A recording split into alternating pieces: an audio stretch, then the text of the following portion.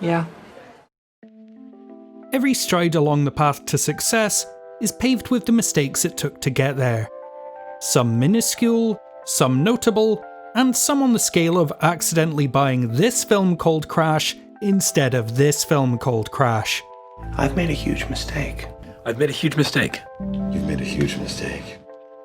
In the broadcast yourself age of the internet, each technical flub, continuity snafu, or pinprick hole in an airtight plot is pulled apart, typed up by armchair experts, and used to chip hypothetical points off a film's critical and cultural standing. I'm sure most of you are aware of at least one channel that makes a healthy living nitpicking films and suckling at the festering teat of sour negativity. I'll cut to the quick. That's the exact opposite of my mentality. I'm not talking about cavernous inconsistencies that undermine the core narrative, or productions that are so rushed and ramshackle, the finished products feel like a montage of half-baked concessions rather than feature films. Yeah, I'm looking at you. Blink and you'll miss them continuity errors and minor contrivances on the other hand. I couldn't care less. It's a miracle any movie crosses the finish line intact, with all the stresses and plates spinning behind even the simplest of films. In the past, I've been as guilty as anyone, making rash judgments based on the most insignificant foibles. Even now, there are a select few that really sugar my gas tank, but rationally speaking, I couldn't tell you why. So today, I'm going to go to rigorous, absurd lengths to solve a mistake that's always stuck in my craw. Now look, I think it's time that I get out on the streets and do some real hard-hitting journalism, you know? It begins and ends, as so many things in my life do, with 1997's Starship Troopers. Here is the speck of dirt in an otherwise flawless gem. As you can see during the assault on Klendathu, there's a barrage of plasma spores hurled at the oncoming fleet of ships.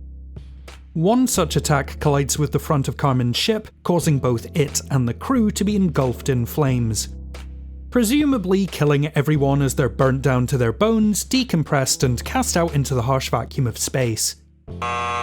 And then a few scenes later they're absolutely fine. Explosion of flaming death that consumes Carmen and the screen with scorched ferocity. And now everything's spit on your neck fantastic.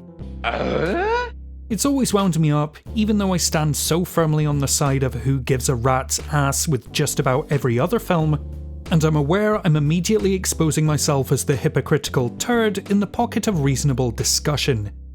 Maybe if I go to utterly ridiculous lengths to scratch this itch I've had for over 20 years, I'll start to understand why so many people are fascinated with minor mistakes. To quote Sir Arthur Conan Doyle, any truth is better than indefinite doubt, so let's put this ghost to rest once and for all.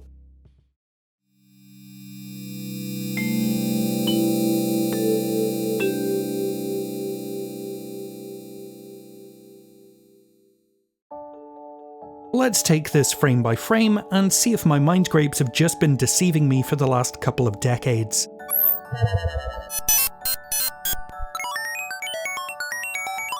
Target acquired. Plasma hits the windshield. Well, not a windshield, but you know what I mean. And Carmen gets a scorching hot napalm supper right in her mug. Well, that didn't help. Carmen is clearly wiped out, and then alive again lickety-split just a few scenes later.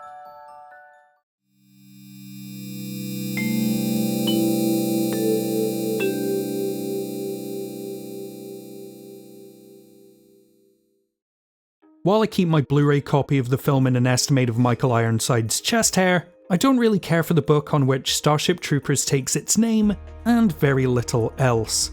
Director Paul Verhoeven famously quit reading it after 2 chapters, and the majority of what ends up on the screen is based on an entirely unrelated script. If anything, the whole film is a knives-out satire of everything the book believes in. Still, to be thorough, I read through it again, and this entire sequence is absent in any recognisable way. Kids, won't you step outside for a second?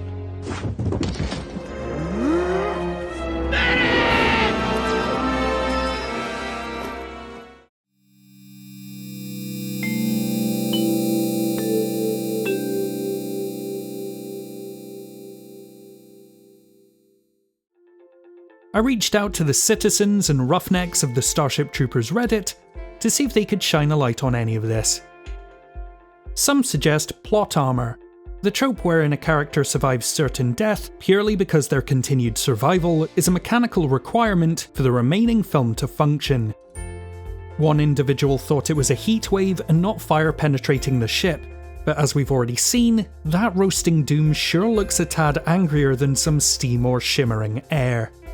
Everyone else was just as baffled as I was. Appreciative of their input, but no closer to an answer, I decided to go straight to the Dutch octogenarian horse's mouth. Hi, I'm Paul Verhoeven.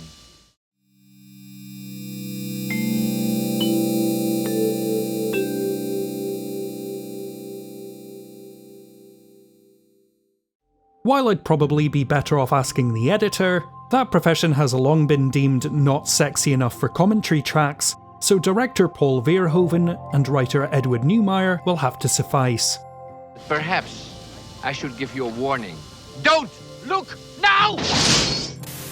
I felt that it was really important that the ships should all have an enormous amount of weight and that they should not look like, let's say, fast-moving spaceships like you see in a lot of movies, but they should be like enormous tankers on the ocean. Those shots look awesome and the ships certainly do appear rather robust, but I still have no idea what's going on with this mid-film retcon. Running out of options, I take a chance on a couple of Hail Marys and hope one of them pans out.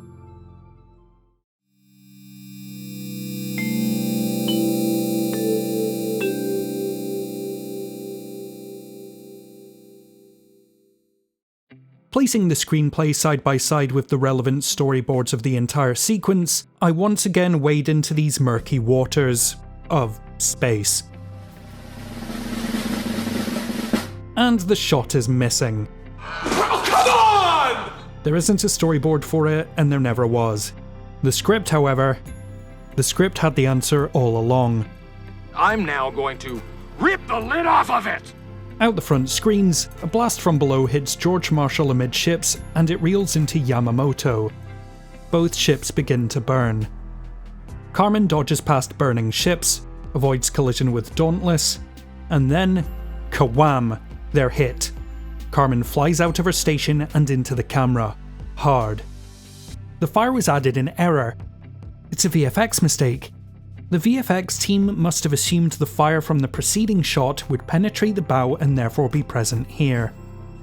They just accidentally bled one VFX shot directly into the next. I finally know why this one annoying shot in a film I've seen close to 100 times is there when it really shouldn't be. I finally know. Look, I'm not gonna rag on any of you who like scrolling through the Goofs page of IMDb, or pausing a film to have a giggle at a silly oversight. It's natural to search for order and symmetry, just as it's understandable to take a second glance at what doesn't belong.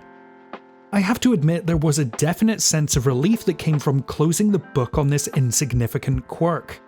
I'm not the first person to examine how people react to mistakes on film, and I won't be the last. YouTuber This Guy Edit's take on the subject is outstanding, and I'll link it at the end of this video. My main takeaway from all of this was, none of this shit matters so long as the story, emotional core, and thematic relevance of what's being said isn't in any way diminished. If anything, all I want to do now is applaud each and every continuity person, script supervisor, prop master, editor and director, who can steer these unwieldy productions to completion with any sense of coherence whatsoever.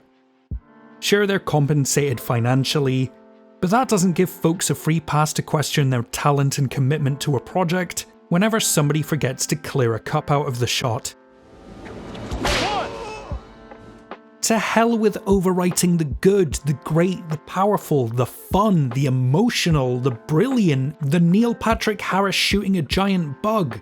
All for the sake of a laundry list of nitpicks. I'm from Buenos Aires, and I say kill them all! Yeah! Oh yeah! Yeah! I'm going to ask a kindness of you all here and now. Next time you're watching one of these vast assemblies of moving parts, tip your proverbial top hat to those who work tirelessly to put these things up on screen. and try not to get worked up over the little stuff.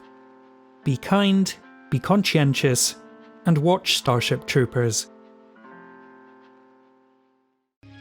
A 21-gun salute to our Patreon producers Jennifer C, Claire MD, and Nicholas Lair Revere, and Jake Busey playing an electric violin for all these amazing folks who support the channel.